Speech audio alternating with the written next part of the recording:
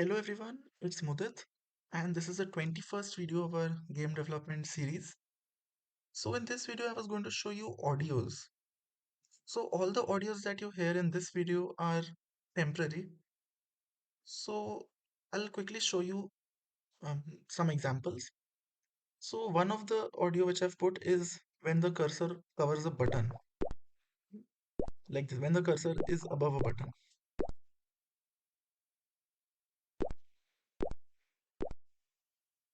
So you can enable or disable this in the settings. In fact, you can enable and disable all types of audios in the settings like this. And I also kept an option for 3D audio, which is the last option in this menu. So I'll come to that as well.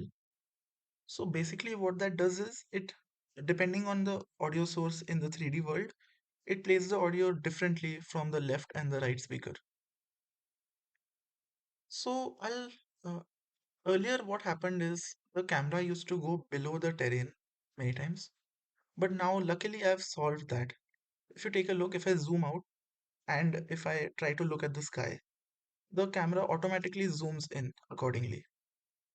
And this was something confusing, but this was something I had to do. I had this pending for a very long time. And this has many other applications as well, because to do this, what I had to do is I had to detect if where is a line intersecting with the terrain. So this has applications in that fireball launch as well, which I showed in the 19th video. So now I can launch the fireball and detect where is it hitting on the terrain. And this is necessary, right? For many other purposes as well, this thing was necessary. So take a look at the fireball launch. Here's the 3D audio in this as well.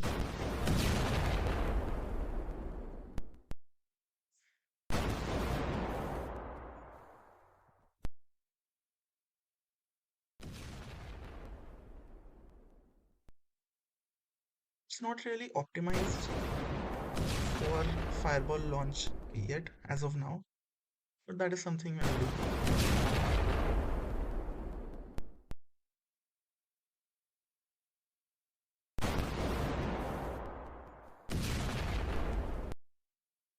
So those of you who want to know exactly how audio works in games, I'll explain that now. So for example, if you have an MP3 file or any audio file, basically, you can extract two main things. One of it is a bunch of numbers. So all of these numbers will be in between -1 and 1. So I'll tell you what these numbers actually mean. So sometimes these numbers come in pairs of 2. So what that means is the first number of that pair will be the left speaker and the second number will be for the right speaker. And the second thing that you can extract is a number. This number could be around 40,000 or 50,000.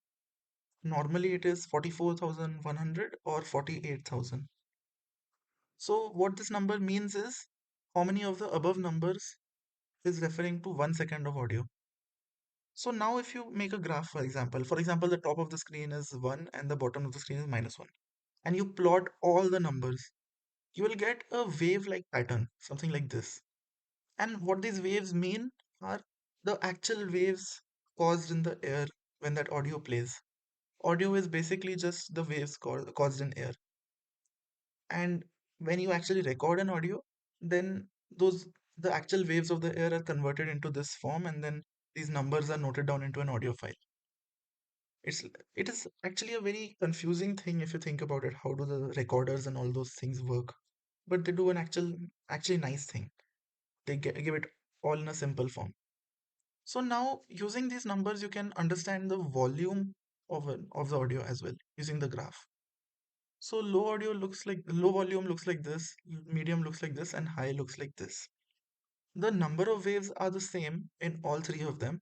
The only difference is that the higher volume has wider waves and the lower volume has narrower waves. So to change the volume of an audio, you have to simply multiply a number with all the numbers of the audio. So multiply or divide, it doesn't matter.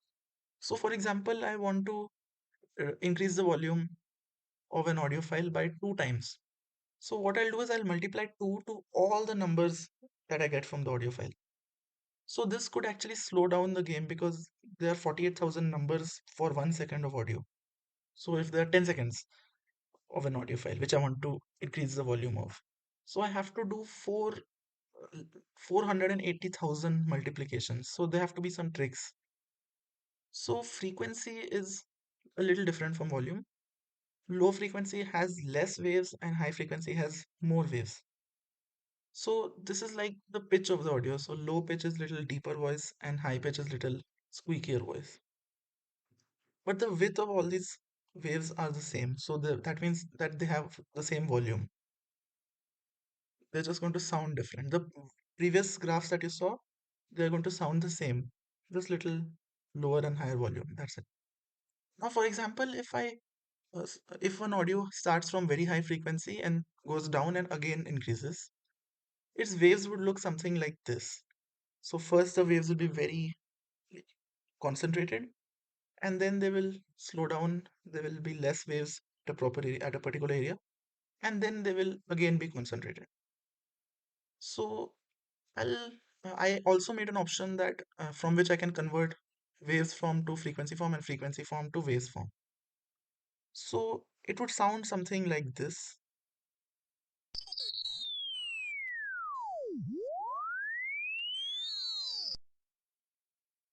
So I made an option from which you can actually make a graph of your own, either in frequency or waves form, and it will convert that to an audio.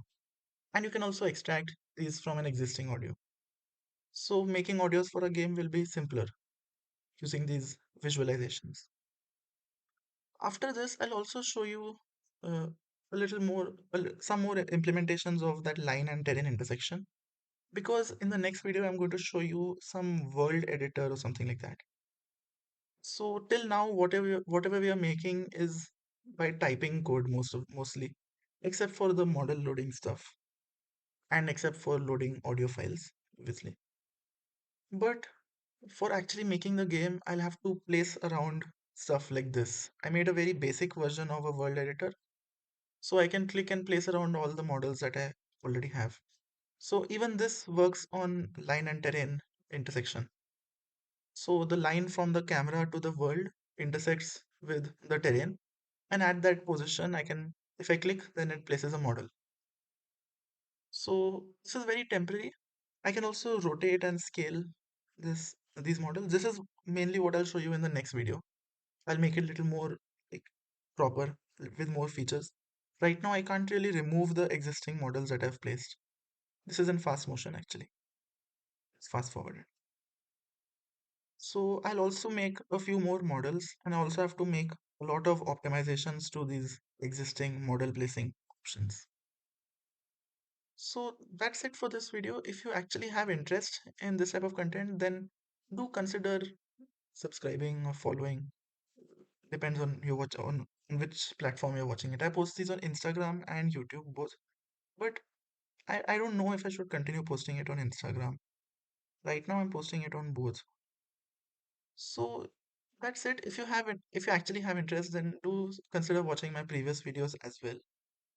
And after the next video, things should speed up a lot for a game. And that's it. Thanks for watching, and I'll see you all in the next video.